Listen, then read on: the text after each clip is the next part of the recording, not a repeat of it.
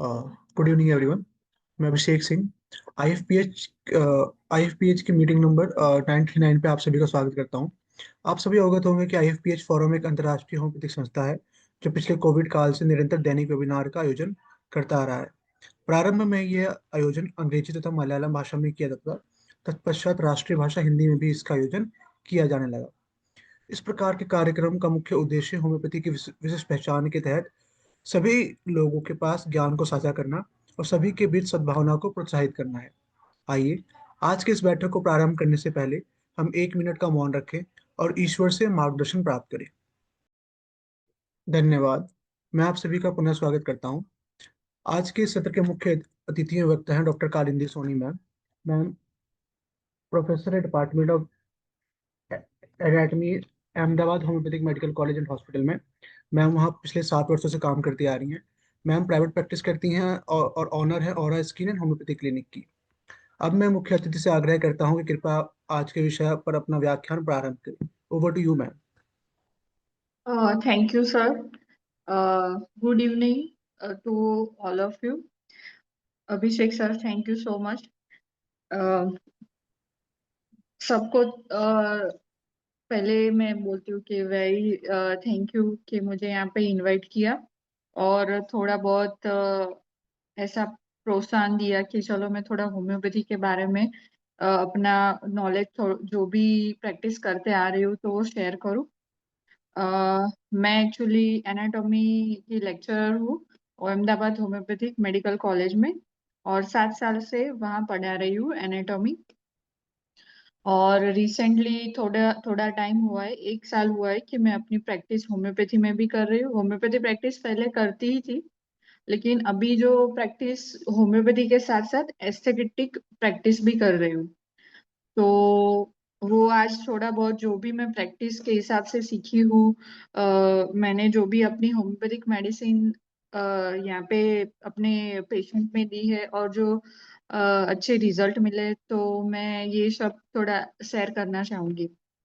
अ, तो स्टार्ट करती हूँ मैं अपना वो प्रेजेंटेशन। एक थोड़ा मुझे स्क्रीन शेयर करना पड़ेगा।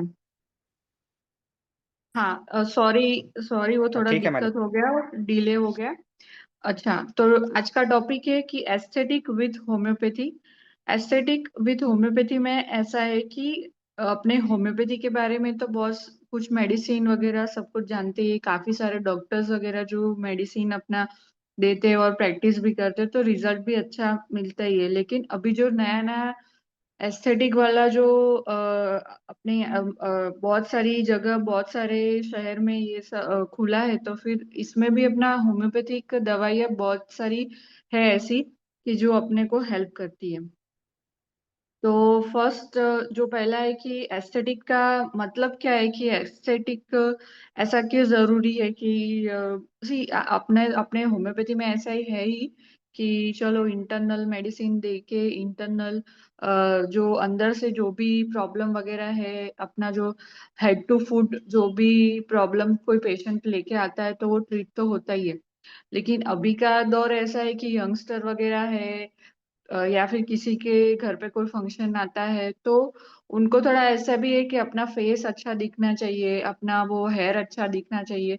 तो उसके लिए बाहर मतलब एलोपैथी में बहुत सारी दवाइयाँ वगैरह वो सब है, लेकिन अपने होम्योपैथी में भी बहुत सारी दवाइयाँ और अपना मदर टिंचर जो एक्सटर्नल एप्लीकेशन अपने कर सकते हैं। तो ऐसी कुछ दवाइयाँ हैं जो मैं आपसे शेयर करना चाहूंगी। तो एस्थेटिक का ऐसा मीनिंग है कि क्या मतलब एस्थेटिक मीनिंग क्या है, तो वो अपना अपीयरेंस अच्छा करता है, ब्यूटी एनहेंस करता है, और अपीयरेंस अच्छा हो और अपने सुंदर लगे तो फिर ऑटोमेटिक कॉन्फिडेंस भी अच्छा आता है। तो वो अपनी होम्योपैथिक दवाइयों से ये सब थोड़ा अपने कोई भी पेशेंट को सपोज कोई प्रॉब्लम हो तो वो हेल्प करेगा।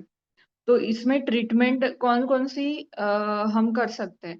तो एक मेजरली एक ट्रीटमेंट अपनी है कि एक्ने ट्रीटमेंट, पिंपल्स वगैरह जो होते हैं उसमें अपनी होम्योपैथिक दवाइयाँ दे सकते हैं।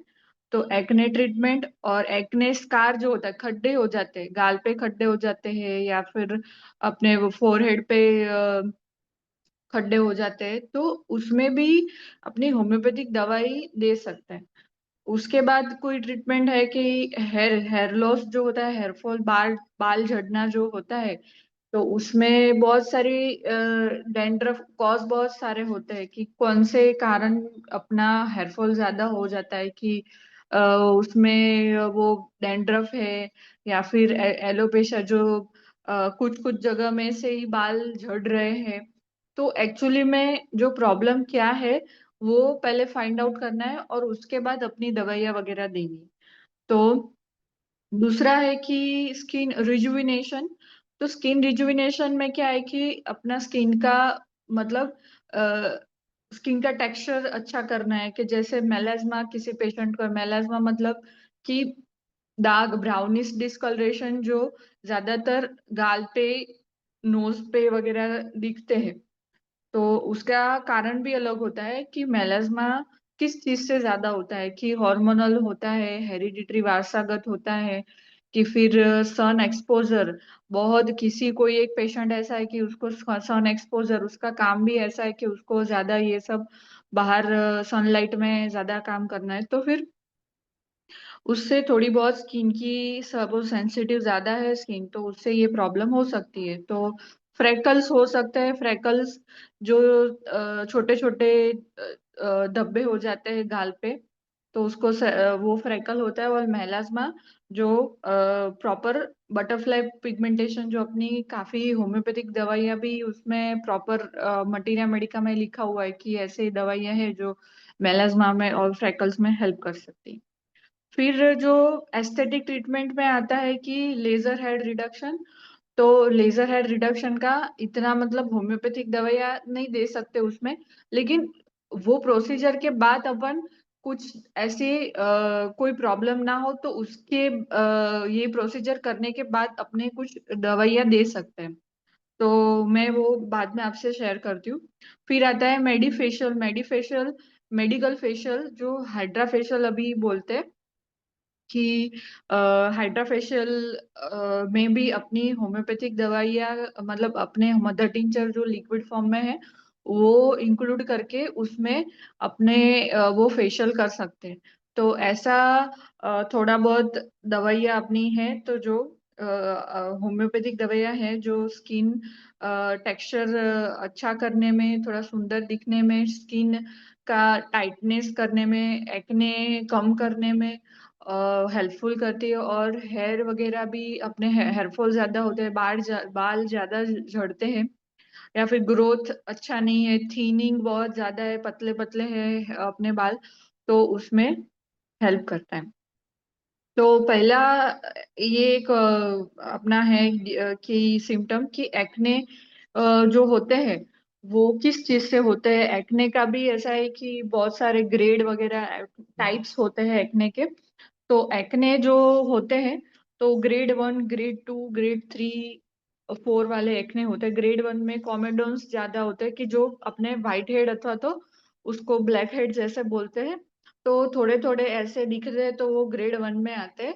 और उसके बाद जो ग्रेड 2 में जो एक्ने आते हैं, वो जो होते हैं वो उसमें एक्ने रोजाशिया होते हैं, और उसमें थोड़ा थोड़ा रेडनेस या फिर स्वेलिंग वगैरह थोड़ा अपने वो पेशेंट के फेस पे दिखता है।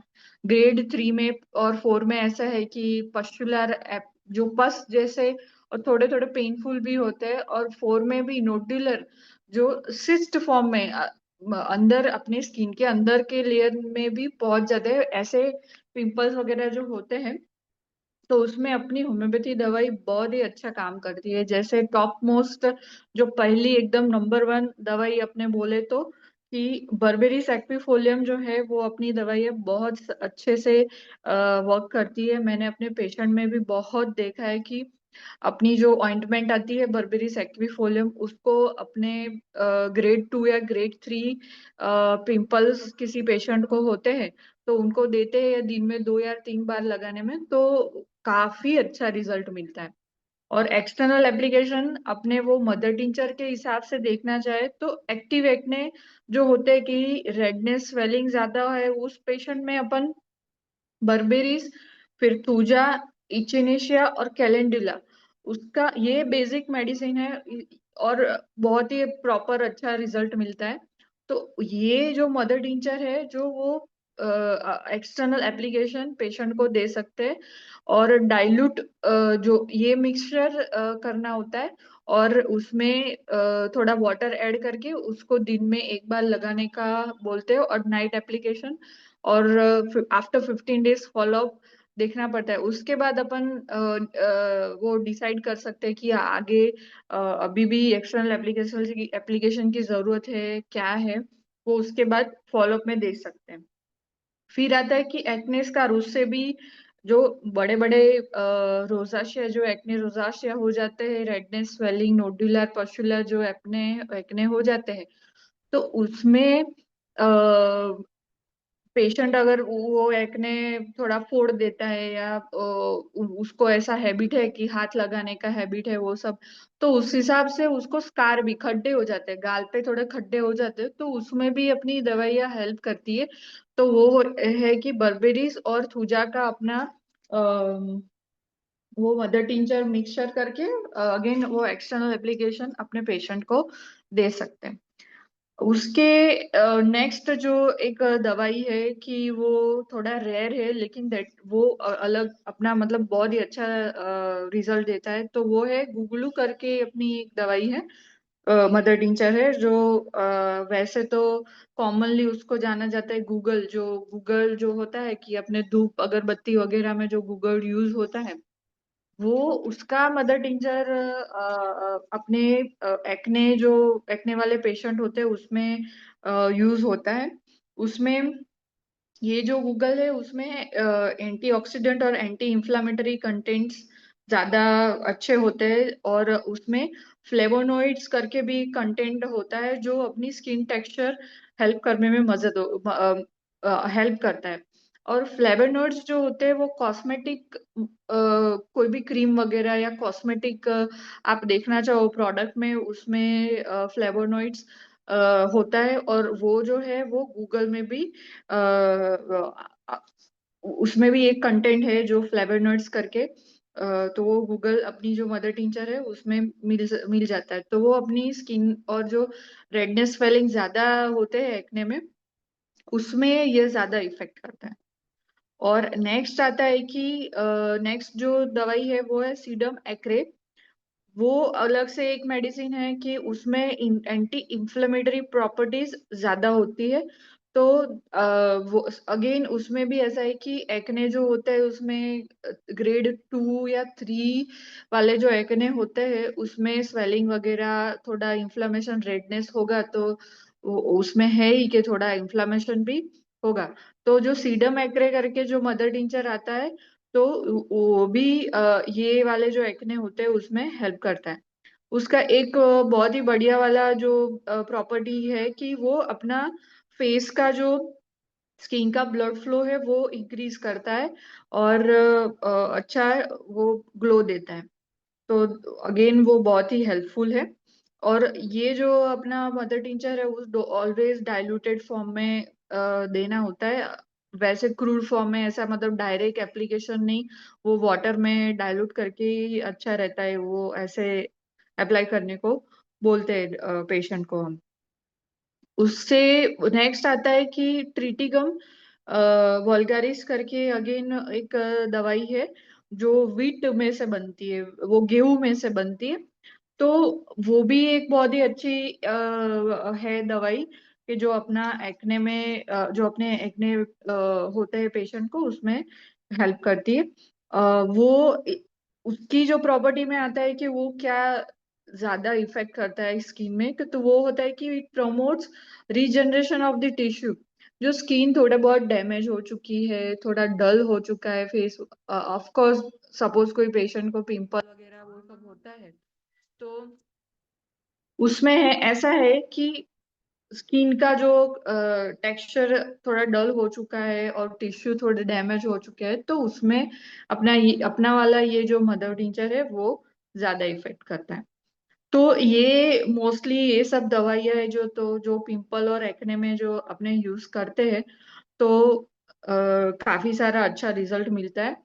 और अपने हिसाब से भी कस्टमाइज मदर टिंचर का मिक्सचर हम लोग कर सकते हैं, कि जैसे टॉप मोस्ट मेडिसिन आती है वो स्किन के लिए, दैट इज वो जो है वो बर्बेरिस एक्विफोलियम है। बर्बेरिस एक्विफोलियम जो होती है ना, वो एंटीऑक्सीडेंट है, एंटी इंफ्लेमेटरी है, एंटी बैक्टीरियल है, एंटी फंगल है, ब्लड फ्लो भी इंक्रीज करती है, स्किन का टेक्सचर भी बहुत ही अच्छा बनाती है।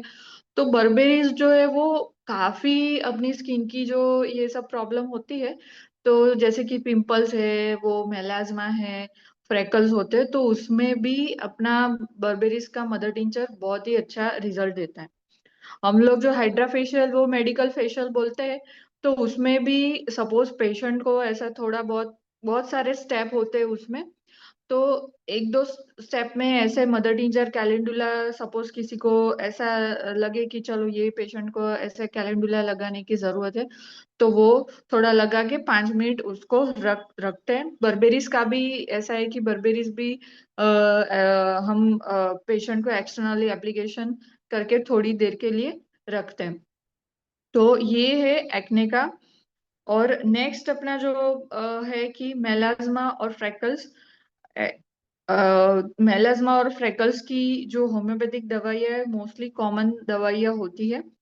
तो अगेन उसमें ऐसा है कि बर्बेरिस अपना बहुत ही अच्छा रिजल्ट देता है, कि वो स्किन का टेक्सचर बहुत सही करता है, स्किन नरिश करता है, स्किन का सूदिंग इफेक्ट करता है। तो berberis again top most medicine में आती है फॉर स्किन टेक्सचर एंड जो स्किन रिजुविनेशन का इफेक्ट वो ज्यादा देता है। तो उसमें हम कर सकते हैं कि बर्बेरिस प्लस उसमें इचेनेशिया प्लस कैलेंडुला और हाइड्रोकोटाइल अपना जो मदर टिंचर होता है, तो वो ये जो मिक्सचर है वो कॉमन मिक्सचर है।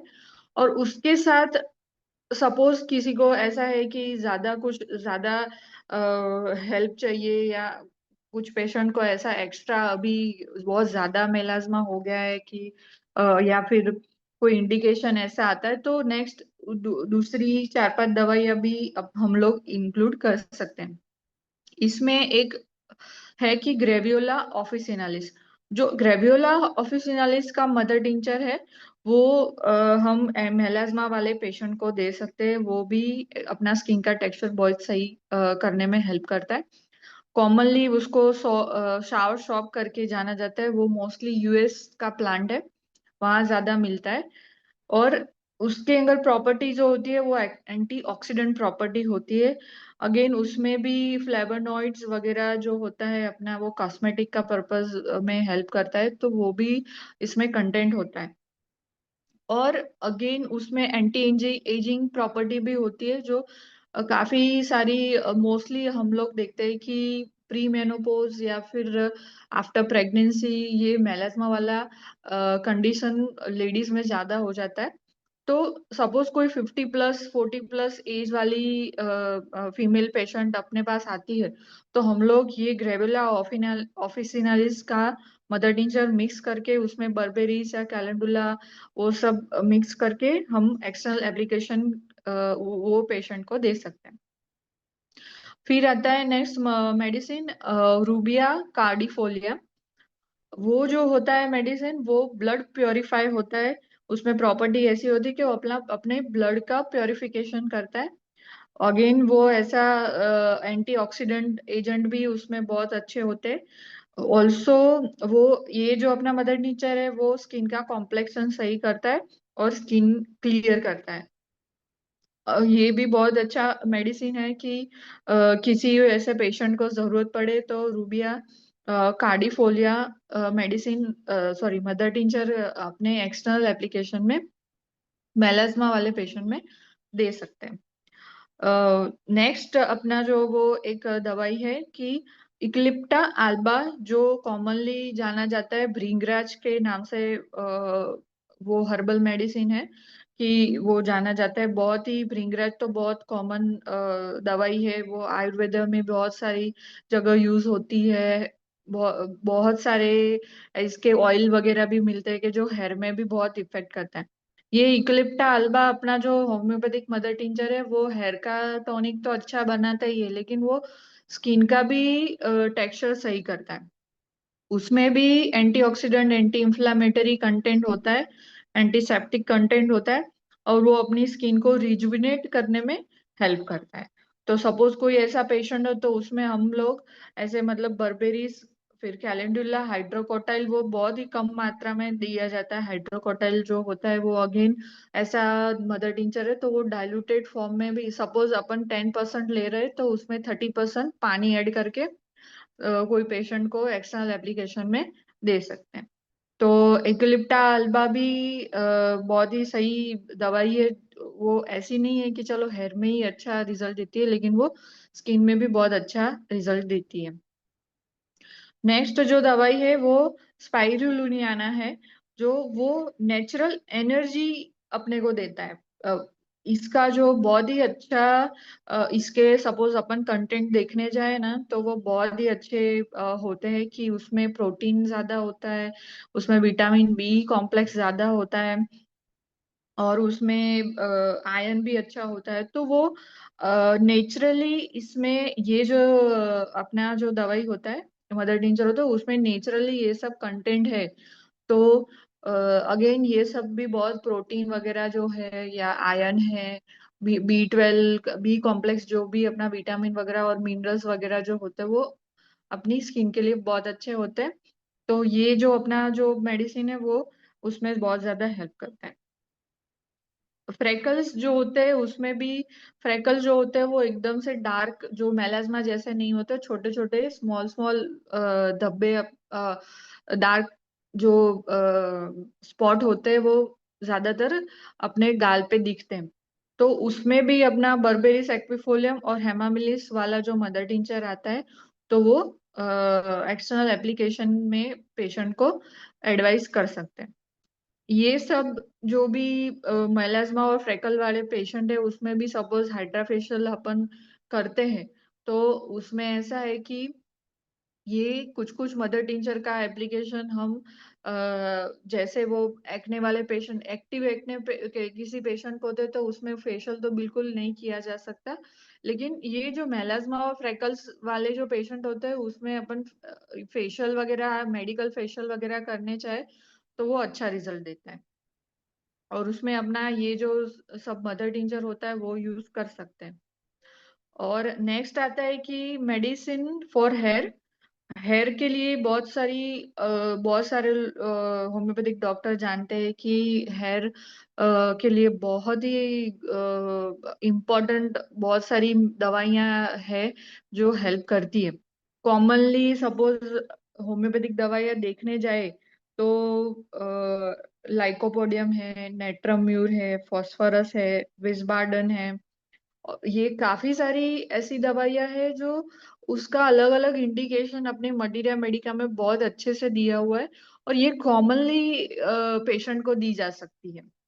उसका इंडिकेशन मोस्टली सबको पता ही होता है कि लाइकोपोडियम पेशेंट कैसा होता है, कि सपोज नेट्रम्यूर पेशेंट है तो वो उसमें हेयरफॉल वगैरह वो होता है, तो किस तरह से अपन वो नेट्रोम्यूर सपोज कोई पेशेंट हेयरफॉल का आता है तो उसमें 6 एक्स वाला जो नेट्रोम्यूर अपने वो दवाई दे सकते हैं, बायोकेमिक दवाई, तो अच्छा रिजल्ट दे। लाइकोपोडियम वाला जो पेशेंट होता है उसमें 200 पोटेंसी वाला ओडी में सपोज अपने पेशेंट को देने जाए तो वो अच्छा रिजल्ट देता है। तो काफी ऐसी कॉन्स्टिट्यूशनल दवाइयाँ होम्योपैथी में है जो हेयरफॉल का तो बहुत ही अच्छा रिजल्ट देती है, लेकिन सपोज अपने इंटरनल तो ये दवाई देते ही है, और एक्सटर्नली कुछ ऐसे पेशेंट होते हैं कि वो कभी कभी ऐसे पेशेंट मांगते हैं कि कुछ मैडम कुछ लगाने को दो हमको, वो हेयरफॉल ज्यादा होता है तो कुछ लगाना है तो वो अच्छा रहता है। तो उसमें काफी ऐसी दवाइयां हैं कि होम्योपैथी में कि अपने वो दे सकते हैं, लेकिन उससे पहले ये भी जानना होता है कि हेयरफॉल किस वजह से होता है। कि पेशेंट को सपोज डैंड्रफ है तो अपनी होम्योपैथिक दवाई काफी है कि कैलकेरिया सल्फ है, कैलकेरिया काव है, ग्रेफाइटिस है, मेडोराइनम है। मेडोराइनम अपने वो इंटर करंट मेडिसिन के हिसाब से डोज दे सकते हैं। बढ़ियागा जो अपनी वो दवाई है तो वो भी एंटी डेंड्रफ दवाई जैसे यूज कर सकते हैं। लेकिन सपोज एक्सटर्नली हम लोग देखने जाए तो वो क्या इफेक्ट अपनी दवाई कौन सी दवाई जो है वो एक्सटर्नली बाहर से लगाने को दे सकते। तो कॉमन जो होता है वो है थूजा, जबरांडी, आर्निका, ब्राह्मी और रोजमेरी। ये जो अपना जो दवाई है वो मदर टिंचर है वो उसका मिक्सचर कर सकते हो और पेशेंट को लगाने को बोल सकते हैं। उसके अलावा भी काफी रेयर मेडिसिन है जो उसका इफेक्ट बहुत ही अच्छा है, कि जैसे हमने आगे देखा कि स्पाइरुलिना जो करके जो दवाई है वो नेचुरल एनर्जी देता है। तो उसमें अगेन हेयर के लिए प्रोटीन ज्यादा अच्छा होता है, हेयर के लिए आयरन भी अच्छा होता है। बी 12 सपोज किसी को डेफिशिएंसी हो, विटामिन डी अथवा तो बी 12 की किसी को डेफिशिएंसी होती है तो हेयर के लिए ये सब बहुत अच्छा है। तो ये हेयर टॉनिक अपने मदर टिंचर जो होता है वो हेयर टॉनिक के हिसाब से हम लोग दे सकते हैं। उसके बाद जो एक दवाई है इक्लिप्टा अल्बा, जो अगेन वो जो है वो भृंगराज करके अपनी जो वो हर्बल दवाई है वो ओवरऑल किसी को भी मतलब पता होता है कि भृंगराज वो बहुत ही अच्छा रिजल्ट देता है अपने हेयर हेयर में। तो वो भी हम लोग ऐड कर सकते हैं। नेक्स्ट जो आता है कि किसी को हेयर फॉल जो होता है वो डैंड्रफ के हिसाब से होता है, कि बहुत ज्यादा डैंड्रफ हो गए तो उसकी वजह से किसी को बाल झड़ रहे तो उसमें हम लोग दवाई दे सकते हैं कि वो है रिक्तिया टिंक्टोरिया, जो उसमें होती है कि एंटी फंगल प्रॉपर्टी ज्यादा होती है और वो अपना डैंड्रफ और जो खुजली वगैरह बालों में आती है तो वो कम कर देता है। तो हम लोग जो ये पूजा, जबरंडी, आर्निका वो सब मिक्सचर मदर टिंचर मिक्स करते हैं तो उसमें भी ये ऐड करके पेशेंट को दे सकते हैं। अगर किसी पेशेंट को ये डैंड्रफ वाला प्रॉब्लम हो तो उसमें ये ऐड करके दे सकता है एक्सटर्नली। नेक्स्ट जो मदर टिंचर आता है वो है लॉसोनिया इनरमिस, जो कॉमनली जाना जाता है हेना। हेना जो आता है अपना जो कॉमन वो भी हर्बल एक प्लांट है। तो काफी सारे जो डाई वगैरह या फिर बहुत बालों का कोई भी मतलब कोई कलर करना हो तो उसमें ये थोड़ा ऐड मतलब बहुत सारे कॉस्मेटिक प्रोडक्ट जो बाहर मिलते हैं उसमें ये ऐड किया जाता है। लेकिन ये अपनी होम्योपैथिक दवाई जो देते हैं उसमें मदर टिंचर फॉर्म में सपोज हम देते हैं तो ये कैसे हेल्प करेगा अपने पेशेंट को, कि ये जो अपने हेयर का स्ट्रेंथ बढ़ाएगा, स्काल्प को नरिश करेगा, डैंड्रफ भी कंट्रोल करता है।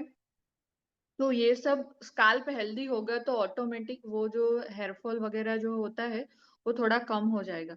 और किसी अभी पेशेंट को ऐसा कि प्री मैच्योर ग्रे होता है, बहुत सारे वाइट हेयर, सफेद बाल बहुत सारे, सपोज कोई पेशेंट को ऐसे छोटी एज है, अभी अभी ऐसा हो गया है कि टीनेज जो भी सपोज कॉलेज में भी देखने जाओ तो 14-15 साल के बच्चे भी उसको भी 4-5 सफेद बाल दिख जाते हैं।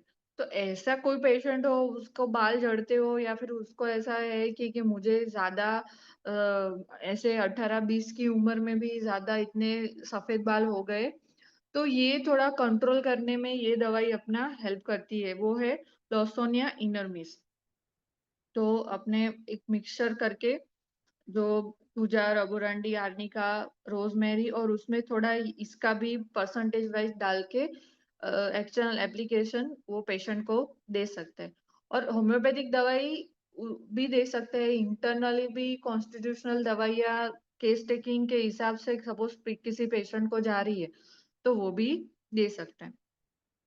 इसके बाद जो होता है कि इंडिगो फेरा टिंक्टोरिया करके अपना अगेन अगेन जो एक बहुत अच्छा ही मदर टीचर होता है, वो बहुत ही सही अपने को हेल्प करता है।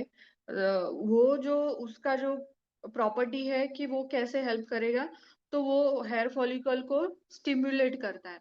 हेयर फॉलिकल अपने जो स्काल्प में जो हेयर फॉलिकल बहुत सारे जो होते हैं, जहाँ भी किसी किसी पेशेंट ऐसे होते हैं कि वो उनके छोटी एज में वो मेल पैटर्न बाल्डनेस हो गई है, कि फीमेल पैटर्न थोड़ी थोड़ी बाल्डनेस दिख रहा है वो। तो फिर ये वाले जो पेशेंट सपोज अपने क्लिनिक में आते हैं, तो उसमें ये अपना ये वाला मदर टिंचर उसमें ऐड करके दे सकते हैं कि वो उसका मेन काम ही ऐसा है कि वो हेयर फॉलिकल को स्टिम्युलेट करता है और स्काल्प का ब्लड सर्कुलेशन भी अच्छा करता है, जिस वजह से वो स्काल्प हेल्दी बनता है। स्काल्प हेल्दी बनेगा तो ऑटोमेटिक उसमें हेयर ग्रो थोड़ा थोड़ा स्टार्ट होगा।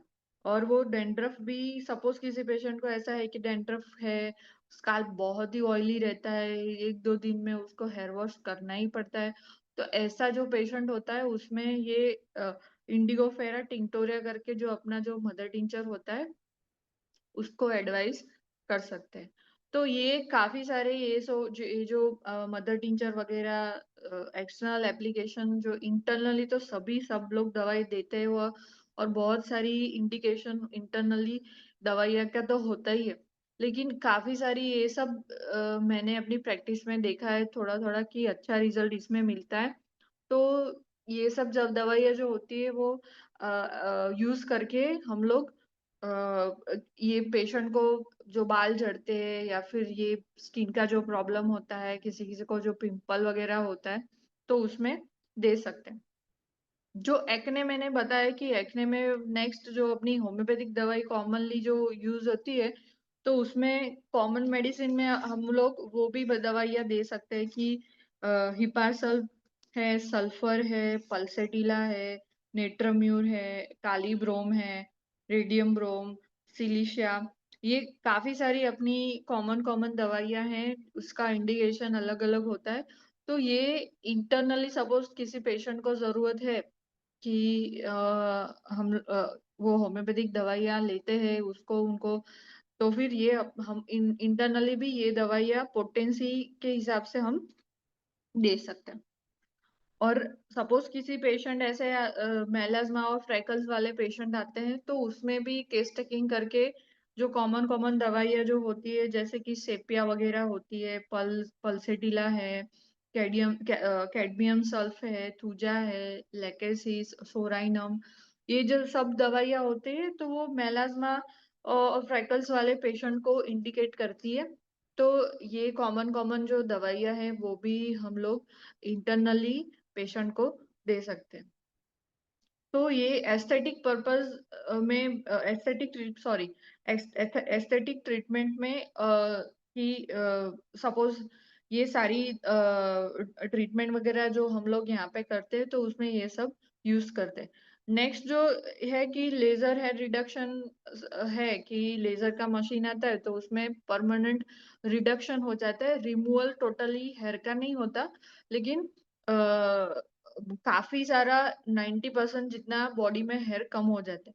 तो उसमें उसमें हमारी होम्योपैथिक दवाई कैसे असर करेगी कि सपोज कोई पेशेंट ऐसा है कि उसको फेशियल में ग्रोथ ज्यादा है, फेस पे ग्रोथ ज्यादा है, तो उसमें हमारी दवाइयाँ काम करती है कि जैसे पहले तो देखना पड़ता है कि वो पेशेंट जो है वो इंटरनली क्या ऐसा सफर उसमें सफर कर रहा है, क्या डिजीज वगैरह है। तो मोस्टली वो पीसीओडी पीसीओएस का पेशेंट होता है तो उसमें फेशियल ग्रोथ ज्यादा दिखने को मिलता है। तो उसको तो हम होम्योपैथिक दवाई इंटरनली तो पहले ही देते ही है। सपोज एक्सटर्नली हम कुछ यूज करना चाहे तो वो अपना laser use, aesthetic purpose suppose कोई ट्रीटमेंट कर रहा है तो वो लेजर यूज कर सकते हैं, उसमें कोई हार्म नहीं है। और उसके वो जो प्रोसीजर करने के बाद जो दवाई सपोज हम लोग ऐसा है कि सेफर साइड, किसी को ऐसा होता है कि लेजर का सेंसिटिव स्किन है तो लेजर में थोड़ा बर्न्स वगैरह में भी चांस हो सकता है अगर इंटेंसिटी वगैरह वो थोड़ी एडजस्ट नहीं की तो सेफर साइड हम लोग कैंथारिस का ऑइंटमेंट उसको दे सकते हैं या फिर कैलेंडुला का दे सकते हैं। तो ये बहुत ही अच्छा रिजल्ट देता है, उसमें कोई प्रॉब्लम नहीं आता कि कोई सेशन वगैरह खत्म करके गया है तो दो या 3 दिन में 3 दिन उसको कैंथारिस का ऑइंटमेंट लगाने को दो या फिर कैलेंडुला लगाने को दो, तो उसको कोई प्रॉब्लम आती कोई प्रॉब्लम नहीं आती। तो वो एक है कि ये अपना ऑइंटमेंट वगैरह यूज कर सकते हैं। और नेक्स्ट जो एस्थेटिक पर्पस में आता है कि पीआरपी ट्रीटमेंट करते हैं, कि फेस में भी पीआरपी ट्रीटमेंट करते हैं और हेयर में भी पीआरपी ट्रीटमेंट करते हैं। कि हेयर फॉल वगैरह पेशेंट में ज्यादा है तो पीआरपी ट्रीटमेंट, जो प्लेटलेट रिच प्लाज्मा, उसका वो पूरा नाम है कि प्लेटलेट रिच प्लाज्मा, अपना पेशेंट का ही ब्लड लेके उसको सेंट्रीफ्यूज करके प्लाज्मा रिलीज करे और वो इंजेक्ट करना होता है स्काल्प में। तो जो वो प्रोसीजर हो जाने के बाद अपने पेशेंट को हम रोजमेरी का मदर टिंचर होता है, फिर आर्निका, जबोरांडी और थूजा का मदर टिंचर होता है। तो वो प्रोसीजर होने के बाद वो पेशेंट को स्काल्प का ये जो मदर टिंचर का मिक्सचर है उसको लगाने को सपोज देते हैं थोड़े दिन के लिए, तो वो वेरी गुड रिजल्ट, उसमें अच्छा रिजल्ट दे सकता है।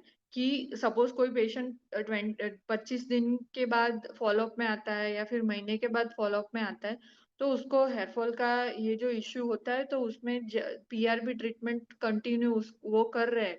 तो उसके साथ साथ हम ऐसे पीआरपी होने के बाद तुरंत 3-4 दिन के लिए ये अपना मिक्सचर, मदर टिंचर का मिक्सचर दे सकते हैं।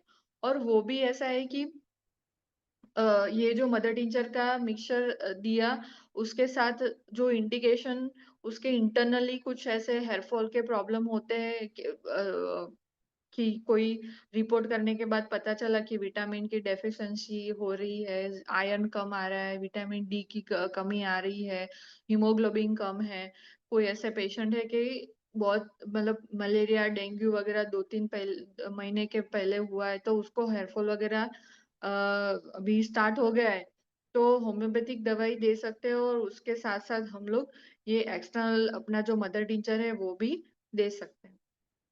तो ये मोस्टली मैंने ट्राई किया है कि अपने जो क्लिनिकल प्रैक्टिस में जो जो अपनी दवाइयाँ एक्सटर्नली मैं देती हूँ या इंटरनली देती हूँ, तो वो एस्थेटिक पर्पस में बहुत ही अच्छा रिजल्ट देती है।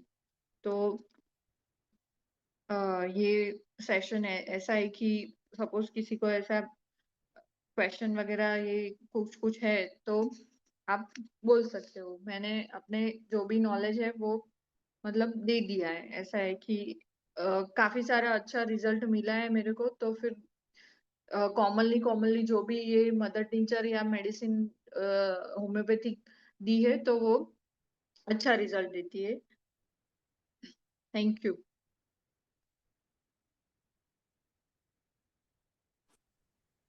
हाँ, थैंक यू कालिंदी जी। अभी आप अपना हाँ पीपीटी सर। को हटा करके आप अपना फेस को लगा लीजिए। हाँ, पीपीटी का आप तो जरूरत नहीं है। जी सर। पीपीटी को हटा लीजिए। हाँ हाँ सर, एक सेकेंड।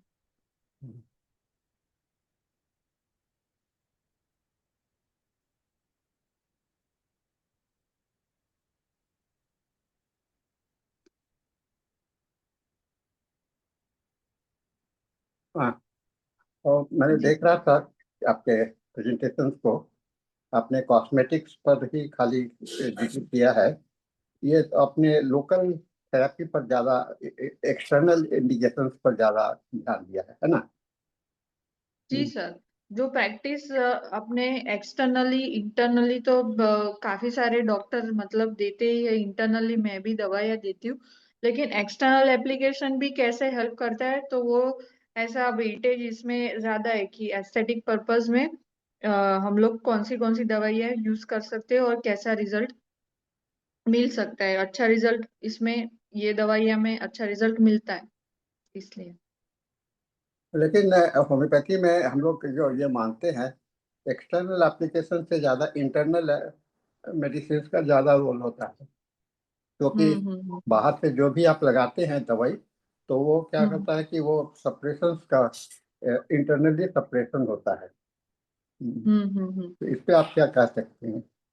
नहीं सर, ऐसा नहीं है कि इंटरनली जो भी पेशेंट आता है, अभी क्या है सर, पेशेंट को वो पेशेंस ही नहीं है। मतलब वो ऐसा बहुत सारे पेशेंट मैंने देखे तो उनको ऐसा है कि होम्योपैथिक बहुत ही लंबे टाइम में असर करती है ये सब वगैरह। तो फिर एक ऑप्शन मैंने काफी सारे हमारे भी यहाँ पे बहुत सारे होम्योपैथिक डॉक्टर है और प्रैक्टिस कर चुके हैं कि ऐसा कुछ ऐसा एक्सटर्नल एप्लीकेशन थोड़ा माइल्ड फॉर्म में देते हैं, उसमें डाइल्यूट करके देते हैं, तो फिर कोई ऐसा सप्रेशन वाला केस हमने देखा नहीं है कि चलो कोई पेशेंट में कोई प्रॉब्लम हुई वगैरह।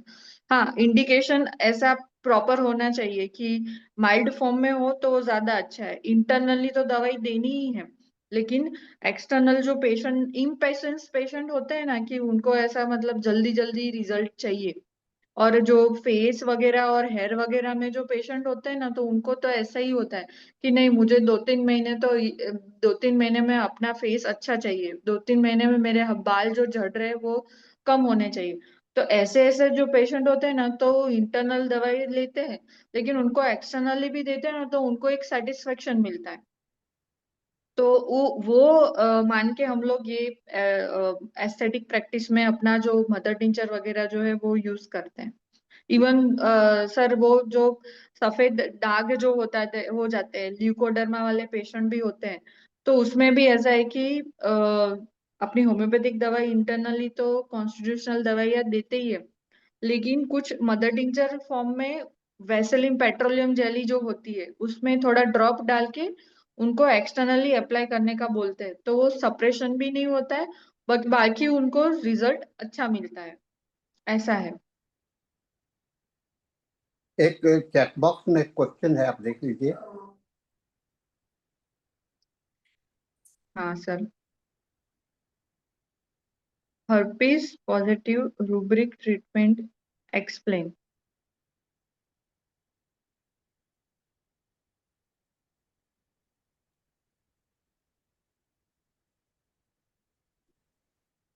हर्पीज जोस्टर का सर बोल रहे हैं? हर्पीज जोस्टर सपोज किसी को हुआ है तो फिर क्या अपन दवाई दे सकते हैं शायद होम्योपैथी? शायद हाँ, शायद हरिप्रसाद जी आप केवल हार्पिक जोस्टर के लिए बोल रहे हैं। आप बोलिए या टाइप कर दीजिए। यस, हार्पिक जोस्टर बोल रहे जी सर। हैं। हर्पीज जोस्टर जो पेशेंट सपोज किसी को होता है तो हर्पीज जोस्टर जो होता है वो नर्व वाला पेन ज्यादा है, कि नर्व डायरेक्शन जो नस होता है अपना वो बॉडी का, और वो नस की डायरेक्शन में हर्पीज ज्यादा मतलब होता है, तो उसमें जो दवाई अपने दे सकते हैं कि हाइपेरिकम दवाई जो होती है वो बहुत ज्यादा सही असर करती है। उसके साथ साथ हम उसको हिपार्सक भी दे सकते हैं, उसको सिलिशा भी दे सकते हैं। और पेशेंट का कॉन्स्टिट्यूशनल कैसा है कि पेशेंट सिमिलिमम उनको पूरा केस टेकिंग करके पता चलता है कि उसको सिमिलिमम सपोज जानी चाहिए तो वो भी दे सकते हैं। जहाँ तक हार्पिक जोस्टर का जो रूब्रिक्स है, ये आप रिपोर्टरी में देखेंगे तो उसके लिए ये स्किन चैप्टर में इरप्शंस में जो हार्पिक लिखा हुआ है उसको आप देख सकते हैं, वो मिल जाएगा। रूब्रिक्स में कई एक मैडम ने जितनी दवाइयाँ बताई उससे भी बहुत ज़्यादा दवा है, लेकिन एक चीज़ है कि इसका कॉन्स्टिट्यूशनल ट्रीटमेंट किस समय में बहुत ज़रूरी होता है। लोकल जिस समय में एक्यूट कंडीशन होता है उस समय में आपको उसका जो सिम्टम्स है बहुत ही बृहत रूप से रहता है। तो आप उस जी। समय में काफ़ी काफ़ी मैंने भी देखा है कि हर्पिस जोस्टर बहुत ही पेनफुल होता है, हम्म। और पेन को सबसाइड करने के लिए अगर दवा देते हैं तो आपको और भी फैलता है, काफ़ी ये दिक्कत होता है। इसके लिए जरूरी हम्म। होता है कि उसका सिम्टोमेटिक ट्रीटमेंट करके उसको हम लोग देखें। ये हिपरसल भी बहुत अच्छा काम करता है, लेकिन subject to the symptoms totality. जी जी सर। फाइलिया भी है। मैंने एक केस जी को देखा था हर्पिस जोस्टर का, और एकदम प्योर मैचिंग था उसका आर्सेनिकम का। जी जी सर। हाँ। और वो कौन आर्सेनिक सी? जी, आर्सेनिक निगम से ये केस काफी काफी बढ़िया बढ़िया ठीक हो गया ये। हाँ हाँ हाँ। वो नर्व पेन तो बहुत ही ज्यादा होता है, पेशेंट काफी पेशेंट ऐसे होते हैं कि वो बेयर भी नहीं कर पाते। हम्म हम्म। हम्म। तो कॉन्स्टिट्यूशनल भी बहुत अच्छा हेल्प करता है उसमें। इसमें कॉन्स्टिट्यूशनल ज्यादा हेल्प करता है, क्योंकि मैं देखता हूँ कि लोकल इसमें अच्छा, एक चीज और है, एक सवाल। अ, हम लोग देखते हैं कि जैसे कोई भी इरप्शंस होते हैं, ठीक हो जाते हैं घाव, तो उसके बाद में उसके दाग रह जाते हैं, केलॉइड बन जाते हैं। तो उसके लिए आपका कॉस्मेटिक्स, आपका वो एस्थेटिक जो है तो प्रॉब्लम क्रिएट होता है। तो उसके लिए आप लोग क्या सजेस्ट करते, कैसे उसको हैंडल करती हैं? सर सॉरी, आप क्वेश्चन रिपीट करोगे? कलिंदी जी, जो कोई भी एक घाव बना ना, तो घाव बनने के बाद में वो ठीक हो जाते, स्कार रह जाते हैं ना, तो स्कार हम्म को हम लोग कैसे रिमूव करते हैं? हम्म। क्योंकि सर। अगर मान लीजिए जैसे चिकन पॉक्स का स्कार है, जी जी। मिजल्स का स्कार है, ये सब काफी दिन तक रहता है। और जैसे फीमेल्स में प्रेगनेंसी के बाद में, जब डिलीवरी के बाद में जो हम्म। एब्डोमिनल स्ट्रेचिंग हो जाता है, तो उसके भी जी बहुत सारे स्कार्स रह जाते हैं। ये भी बहुत बड़ा एरिया है जहाँ की हम लोग को हम्म। इस पर कंसंट्रेट करना चाहिए। जी जी सर। हाँ जी सर। इसमें जो चिकन पॉक्स का स्कार वगैरह, जो भी स्कार थोड़ा बहुत वो रह जाता है, कोई भी डिजीज वगैरह उसके बाद, तो उसमें हम लोग दवाई में अगेन पहले तो है ही कि कॉन्स्टिट्यूशनल दे सकते हैं, लेकिन उसमें है कि अपने बर्बेरिस एक्विफोलियम भी अच्छा रिजल्ट देती है, कि उसको पोटेंसी में देते हैं, और उसके साथ साथ उसका मदर टीचर डाइल्यूटेड फॉर्म में उसको लगाने को बोलते हैं, तो वो अच्छा रिजल्ट देती है।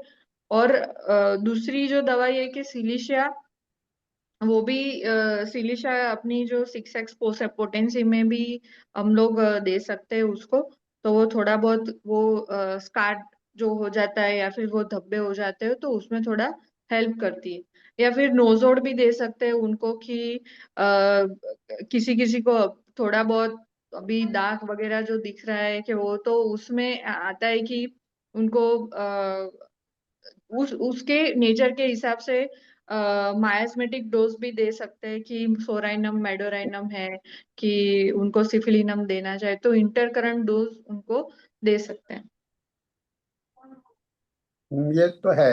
अच्छा, एक और एरिया है जहाँ की बहुत इम्पोर्टेंट रोल प्ले कर सकता है, जैसे नेल्स का। किसी का नेल्स का जो कंडीशन होता है ना, वो भी बहुत ज़्यादा मैंने आपको लोग बहुत कंसर्न होते हैं, और बहुत सारा ट्रीटमेंट करने के बाद में पेडिक्योर हम्म। करवाते हैं, लेकिन वो ठीक जी नहीं। जी। तो इसको, इसमें हम लोग, इसमें आप लोग क्या करती हैं? आप चूंकि इस एरिया में काम कर रही हैं, तो इस पर कुछ हम्म। चर्चा कीजिए। जी जी सर।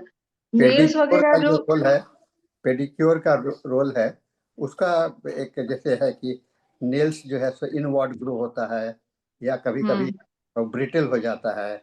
ऐसा हम्म बहुत सा केस होता है, कभी बहुत पेनफुल होता है। तो ये सब भी एरिया जो है सो बहुत डिफिकल्ट होता है पेशेंट के लिए, खास करके अपने हम्म। जैसे हाथ की उंगलियों में अगर नेल खराब है, पैर की जी। उंगलियों में, तो लोग उसको छिपाते हैं, तो उसको लोग को दिखलाना नहीं हम्म। चाहते हैं, और एक मेंटल जी जी। डिप्रेशन हाँ से सफर करते हैं। हाँ हाँ सर। उसमें नेल्स वगैरह जो प्रॉब्लम जो होती है, वो सपोज कोई कॉस्मेटिक मैनिक्योर पेडिक्योर करवाने के बाद उसको ज्यादा ऐसा है कि हो जाता है, तो वो दोनों साइड से होता है, कि मिस गाइड भी होता है सर, कि पहले देखना पड़ता है कि उनको मेडिक्योर सॉरी मैनिक्योर पेडिक्योर करने से पहले उनको ऐसा था कि उसके बाद ऐसा हुआ है। अगर पहले ऐसा उनको पहले से ऐसा है, और वो कॉन्स्टेंटली ये मैनिक्योर पेडिक्योर करवा रहे हैं, तो उनका इंटरनली भी कुछ विटामिन डेफिशिएंसी वगैरह, जैसे कि आयरन डेफिशिएंसी है, जिंक डेफिशिएंसी है, कैल्शियम का प्रॉब्लम है, मैग्नीशियम का प्रॉब्लम है, HB हीमोग्लोबिन लो आ रहा है, तो वो पैरामीटर भी देखते हैं, और उसका भी विटामिन डेफिशिएंसी का हम लोग देख के उनको वो भी सप्लीमेंट देते हैं। अगर किसी को ऐसा है कि ये जो प्रॉब्लम है उनको मैनिक्योर या पेडिक्योर के बाद हुई है, तो उसमें हम लोग अपनी दवाइयाँ में इंक्लूड कर सकते हैं, कि बोविस्टा करके अपनी जो दवाई है, फिर वो एक दवाई अपनी ऐसे है कि सिलिशिया कैलकेरिया सल्फ है, या फिर क्रियोसोट है। वो जो दवाई है वो अ, हमारी होम्योपैथिक दवाई उनको दे सकते हैं, कि वो थोड़ा अच्छा रिजल्ट है, लेकिन अलोंग मुझे ऐसा लग रहा है कि वो काफी ऐसा पेशेंट, मोस्टली लेडीज में ये सब ज्यादा होता है, तो काफी सारे ये जो प्रॉब्लम है, तो उसमें ये भी एक चीज ज्यादा होती है कि कोई लेडीज जो होती है उनको ज्यादातर नेल पेंट लगाने की प्रॉब्लम प्रॉब्लम नहीं, नेल पेंट की हैबिट बहुत है, उनको बहुत पसंद आती है कि नेल पेंट बहुत अच्छी होती है, वो कॉन्स्टेंटली वो अपने कॉस्मेटिक या सुंदर दिखने में वो हाथ हाथ में और पैरों में वो लगाते रहते हैं, तो वो जो नेल पेंट है वो उसमें भी बहुत सारे ऐसे एजेंट होते हैं, तो वो अपने नेल्स को भी डैमेज कर सकते हैं, तो वो भी थोड़ा देखना चाहिए। काफी सारे इतने कॉजेस होते हैं कि क्या क्या मेन मेन है, तो उस हिसाब से अपने दवाई उनको दे सकते हैं, लेकिन ये जो दवाइयाँ मेन जो होती है कि सिलिशिया है, अपना कैलकेरिया फॉस है, कैलकेरिया सल्फ है, तो वो उनको इंडिकेट कर सकते हैं। मैंने अपने मेरे को खुद को मेरा जो मैं खुद को टोल नेल में इनवर्ट ग्रो कर रहे थे और वो बहुत काफी दर्द कर रहा था। तो मैंने देखा उसमें एक अच्छा मेडिसिन मुझे मिला, साइलिसिया सिलिका जो आपने कहा। इसका मैंने जी बायोकेमिक में केवल एक डोज लिया और दूसरे दिन मैं देखा कि पेन नहीं है। और फिर धीरे धीरे धीरे वो नेल्स के जो कंडीशन जो इनवर्ट थे वो अब नॉर्मल होने लगे। हरि प्रसाद जी का, हरि नारायण जी का एक अलग और सवाल है, skin problem mind rubrics explain. एक skin in skin problem mild mind rubric explain. Hari Hari ji, आप क्या कहना चाहते हैं, इसको थोड़ा सा डिटेल्स में बताइए। जी सर। क्योंकि स्किन के प्रॉब्लम में आप ले रहे हैं, बहुत अच्छा आपने सवाल भी किया है। अगर स्किन का प्रॉब्लम है तो इसकी दो दो मैचिंग लेना पड़ेगा। उससे मेंटल स्टेटस से, खास करके कोई भी स्किन डिजीज है तो उसका मेंटल इम्पोर्टेंस बहुत ज़्यादा हो जाता है। जी तो उसमें हम लोग इस मेंटल इम्पोर्टेंस को लेकर के मेंटल रूब्रिक्स को भी सिलेक्ट कर सकते हैं। अब स्किन को लेकर के किस तरह का मेंटल डिप्रेशन क्रिएट हो रहा है, ये एक देखना पड़ेगा, या किसके कारण स्किन के प्रॉब्लम डेवलप कर रहे हैं, इंटर रिलेटेड है।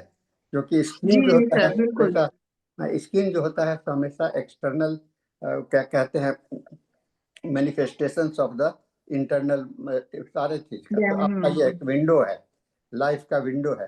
तो स्किन के बिल्कुल। कंडीशंस को भी देख करके हम लोग ये बता सकते हैं। जैसे आप एक चीज को थोड़ा सा देखिएगा, खाली स्केबीज है। अब स्केबीज के समय में इतना बर्निंग इतना ये होता है, तो वह भी आपको काफी अच्छा कंडीशंस होता है उसमें। Pain, restlessness, pain with the जी रेस्टलेसनेस, बर्निंग विद द, ऐसे करके रूब्रिक्स आपके आते हैं।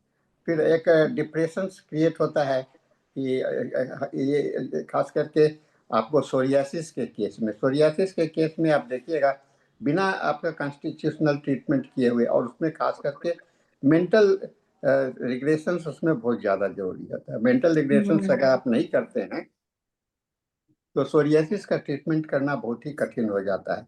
और मैंने देखा कि सोरियासिस के पेशेंट में मैं स्किन के प्रॉब्लम्स को तो बहुत ही कम देखता हूँ, और उसके साथ में ज़्यादा हम उसके मेंटल थॉट्स को, प्रोसेस को, उसके पास्ट हिस्ट्री पर कहाँ से वो शुरू हुआ, जैसे कोई भी एलिमेंट्स का रहा, कोई डिसअपॉइंटमेंट है, फेलियर्स है, उस पर जिसका कि मेंटल स्ट्रेस, तो मेंटल स्ट्रेस का और सप्रेशन, कोई भी सोरियासिस ऐसे सीधे नहीं हो जाता है। वह एक सप्रेस्ड, कई एक बार स्किन डिजीज का इलाज करते करते सप्रेस्ड हो जाता है और उससे ये हो जाता है। इस पर और भी चर्चा किया अग्री जाएगा। सर। हाँ, इस पर और भी हाँ चर्चा किया जाएगा, लेकिन आज का समय हम लोग का पूरा हो चुका है। तो अभिषेक जी, हम लोग मैडम को थैंक्स, वोट ऑफ थैंक्स देते हुए मीटिंग हैंड ओवर करेंगे नेक्स्ट इंग्लिश टीम को। Thank you sir. Thank you ma'am for this wonderful session. I hope लोगों ने काफी कुछ सीखा होगा इससे। Now it's time for next session. Thank you can you. Start. Thank you sir. Thank you. तो Thank You have to start your Yeah. session now. Okay. Thank you, sir. Thank you, Sahani sir. Thank you, Hindi team. And now we are moving to our English session. Today is our 1892nd day of continuous webinar. Before beginning the session, we'll have a silent prayer.